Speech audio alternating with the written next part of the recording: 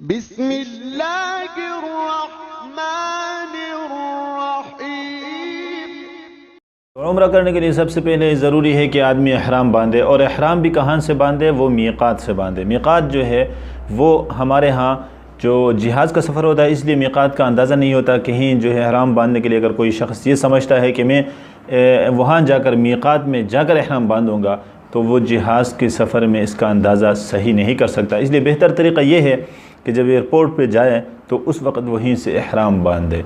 एहराम बांधने के लिए 2 चादरें होती हैं, ये मर्द के लिए है। मर्द 2 चादरें जो है सिले हुए कपड़े उतार कर, पहले वो एयरपोर्ट में अगर इंतज़ाम है या घर में भी हो सकता है कि गुस्ल करे, गुस्ल अगर नहीं कर सकता तो वज़ू करके वहाँ एयरपोर्ट में जब जाए तो वहाँ जाकर जो है वो अपना जो 2 चादरें जो है वो बांधे। एक तहबंद, एक जो है ऊपर जो है चादर ले ले।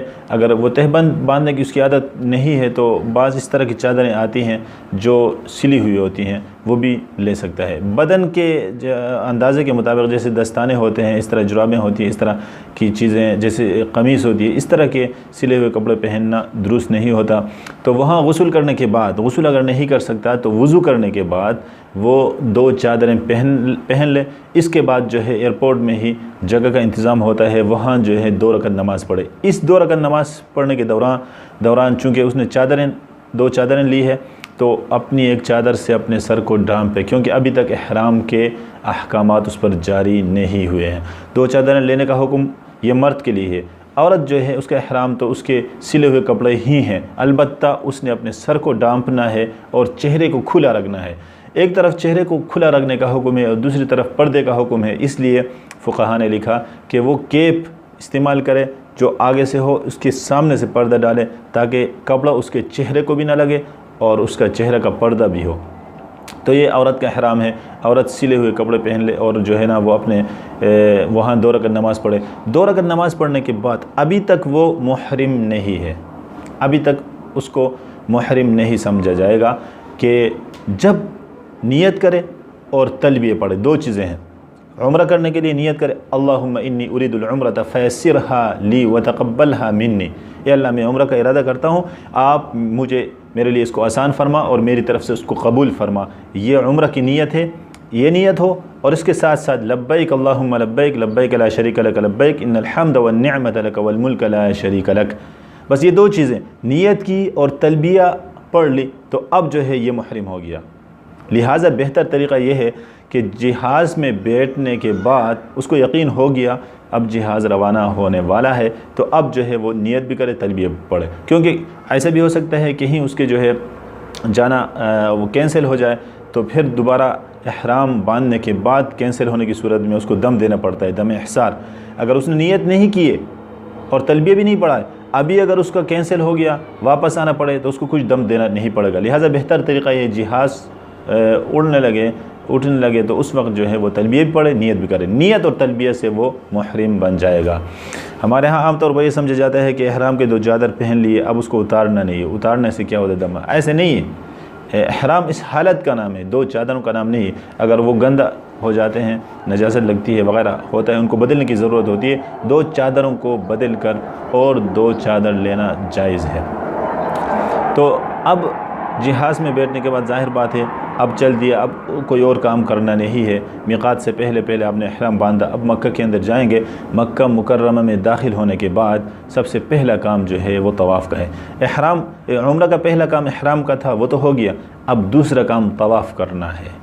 मताफ़ जो है खाने काबा के अंदर जब जाएंगे तो मस्जिदुल हराम के अंदर खाने काबा पर पहली नज़र पड़े तो उसमें जो दुआ मांगे वो दुआ की कबूलियत का वो होता है, वो दुआ मांगे। उसके बाद जो है खाने काबा के सामने जाकर हजर अस्वद जिस तरफ है, हजर अस्वद के जो मस्जिद के अंदर जो तवाफ़ करने की जगह उसको मताफ़ कहते हैं। मताफ़ के अंदर जो है हजर अस्वद के सामने से एक लकीर, काली पट्टी उधर खींची गई है, वो लकीर जो है उस तरफ जाते हैं और लकीर के सामने अगर देखें एक सब्ज़ बत्ती भी होती है। तो आप उसके सामने आए, हजर अस्वद के सामने आकर उसमें क्या करना है, अब आपने नियत करनी है, अल्लाहुम्मा इन्नी उरीदु तवाफ़ा फयस्सिरहु ली व तक़ब्बलहु मिन्नी, या अल्लाह मैं तवाफ़ का इरादा करता हूँ, आप इसको मेरे लिए आसान फरमा और मेरी तरफ़ से उसको कबूल फरमा। ये तवाफ़ की नीयत है। इस नीयत के बाद आप जो है थोड़ा सा हजर अस्वद की तरफ आएंगे। हजर अस्वद जो है जो ये नीयत करते वक्त हजर अस्वद की इस तरह खड़ा होना है कि आपके हजर अस्वद थोड़ा सा दाएं तरफ रहे, आप थोड़ा सा बाएं तरफ होकर। इसके बाद जो है ये नीयत करने के बाद फिर हजर अस्वद के बिल्कुल आप सामने आ जाएंगे। जिस तरह अब क्या करना है, अब आपने इस्तिलाम या तकबील करनी है।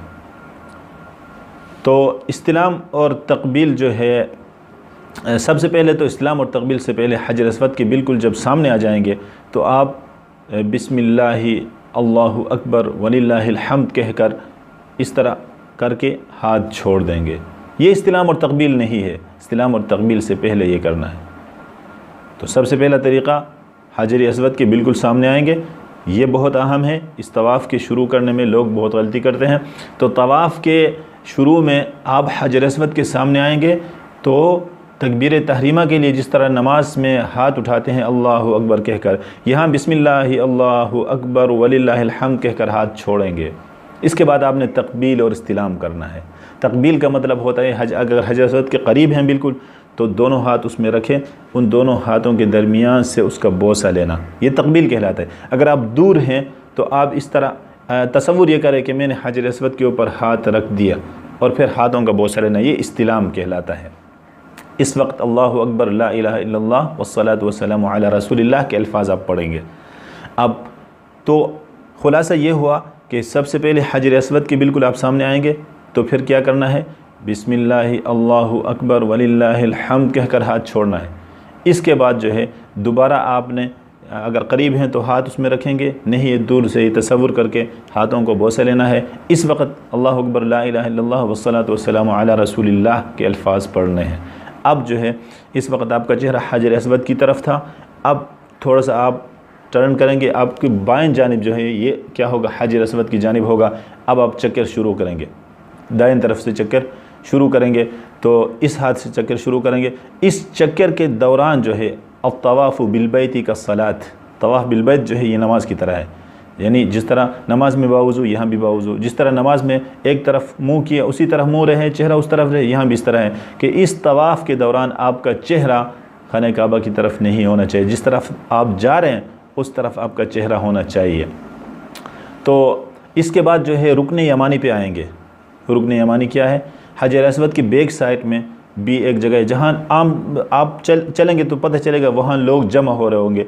यहाँ क्या तरीक़ा होता है, यहाँ भी कुछ थोड़ा सा तरीक़ा गलत होता है। वो तरीक़ा क्या है कि रुकन यमानी में जाकर आपने क्या करना है, रुकन यमानी में जाकर आपने अपना चेहरा खाने काबा की तरफ किए बगैर अपना रुख उसी तरफ रख कर इस हाथ से उसको हाथ लगाना है और बोसा नहीं लेना इसका, उसको हाथ लगाना है। अगर आप दूर से गुज़र रहे हैं, रश ज़्यादा है, तो फिर उसकी तरफ इशारा करने की ज़रूरत नहीं, आप इस तरह आएंगे। अब एक दोबारा जहाँ से चक्कर शुरू हो गया था उस पट्टी पे आएंगे, हजर अस्वद के बिल्कुल सामने आएंगे, दोबारा आप इस्तिलाम करेंगे अल्लाहु अकबर ला इलाहा इल्लल्लाह वस्सलातु वस्सलामु अला रसूलिल्लाह कहकर फिर उनका बोसा लेंगे, एक चक्कर हो गया। इस तरह आप 7 चक्कर लगाएंगे। इन चक्करों के दरमियान शुरू में रमल होता है मर्दों के लिए, तो पहले 3 चक्करों में इस तरह पहलवानों की तरह चलते हैं, और इस्तिबाह होता है मर्दों के लिए यही कि इस चादर को यहाँ से दाएं कंधा जो है इसको नंगा करके चादर यहाँ से उठाकर यहाँ डालना, ये बंद रहे ये खुला रहे, ये इस्तिबाह है। तो ये काम करना है। इसके बाद जो है आप 7 चक्कर मुकम्मल करेंगे, आखिरी चक्कर में भी उसका इस्तिलाम करेंगे या तकबील करेंगे। इसके बाद जो है आप मकाम इब्राहीम में जाकर 2 रकत नमाज़ पढ़ेंगे और फिर आप जमज़म में से पिएंगे। इसके बाद आप जो है आपका दूसरा काम भी पूरा हो गया। पहला काम इहराम का था, अब ये दूसरा काम आपका पूरा हो गया। एक काम आपके पास, दो काम आपके पास रह गए। अब जो है आपने साई करनी है। साई के लिए आप जो है हजर अस्वद जहाँ से आपने ख़त्म किया वहाँ से आगे इस तरफ जाएंगे तो फिर सफ़ा की तरफ, इन्ना सफ़ा वल मरवा था, कुरान की आयत जहन में रहे कि सफ़ा से शुरू करना है। लोग गलती से मरवा से शुरू करते हैं, वहाँ रहनुमाई के लिए बोर्ड लगे होते हैं, सफ़ा और मरवा इस तरह के तीर के निशान से बताए जाते हैं कि यहाँ सफ़ा या मरवा है। तो आपने सफ़ा से शुरू करना है। सफ़ा की पहाड़ी पर चढ़ेंगे, पहली मंजिल में भी होती है, दूसरी मंजिल में भी, तीसरी मंजिल में। आप पहली मंजिल में ही जाएंगे तो थोड़ा सा ऊपर चढ़ेंगे, वहाँ से आपको खाने काबा नज़र आएगा। जब खाने काबा आपको नज़र आए वहाँ जाकर आप खड़े होंगे, खाने काबा की तरफ मुँह करके हाथ उठाएंगे, जो दुआ मांगनी या आप मांगेंगे। दुआ मांगने के बाद यहाँ से आप जो है चलेंगे, लोग चल रहे होते हैं तो आप भी चलेंगे उनके साथ, जो है आप सफ़ा की तरफ जाएंगे, मरवा की तरफ जाएंगे। तो सफ़ा से मरवा की तरफ जाते हुए मिलैन हज़रैन, ऊपर 2 सब्ज़ बत्तियाँ लगी होती हैं, तो जहाँ से सब्ज़ बत्ती शुरू हो वहाँ से आप थोड़ा सा तेज़ दौड़ेंगे, ये मर्दों के लिए, और जहाँ सब्ज़ बत्ती ख़त्म हो वहाँ तक आप थोड़ा सा तेज़ दौड़ेंगे, इसके बाद फिर आहिस्ता चलेंगे। जब भी इन 2 सब्ज़ बत्तियों के दरमियान में आएंगे आप तेज़ी से दौड़ेंगे। तो ये सफ़ा से मरवा में जाएंगे, 1 चक्कर है, और मरवा में जाकर फिर इस तरह दुआ करनी है, फिर मरवा से सफ़ा में 2 चक्कर है, फिर इस तरह, यानी सफ़ा से मरवा, मरवा से सफ़ा, ये 1 चक्कर नहीं है। आमतौर पर इसमें भी लोग गलती करते हैं, बल्कि सफ़ा से मरवा में जाना 1 चक्कर है, मरवा से सफ़ा में आना 2 चक्कर। इस तरह करके 7 चक्कर आप मुकम्मल करेंगे। 7 चक्करों के बाद जो है एक काम और रह गया, चाहे औरत हो मर्द हो, बालों का कसर करना। यानी मर्द के लिए तो बेहतर ये है कि वो अपने बालों को बिल्कुल मुंडवाए, हलक करे। अगर कसर करना चाहता है तो 1 पोरे के बराबर अपने सर के बाल काटे, पोरे के बराबर। पोरे के बराबर का मतलब ये हुआ कि अगर किसी के सर के बाल हैं ही पोरे के बराबर तो वो कसर तो नहीं कर सकता। अगर बड़े बड़े बाल हों तो कसर करे 1 पोरे के बराबर। हाँ, अगर छोटे बाल है तो मुकम्मल तौर पर हलक करे। इस तरह औरत भी जो है अपने तमाम बालों को पकड़कर पोरे के बराबर उससे काटे, तो ये उसका उम्रा मुकम्मल हो गया। उम्रा का आसान तरीक़ा यही है, यही इतना उम्रा होता है। अल्लाह ताला हमें इस पर अमल करने की तौफ़ीक़ अता फ़रमाए। व आखिर दावाना अल्हम्दुलिल्लाहि रब्बिल आलमीन।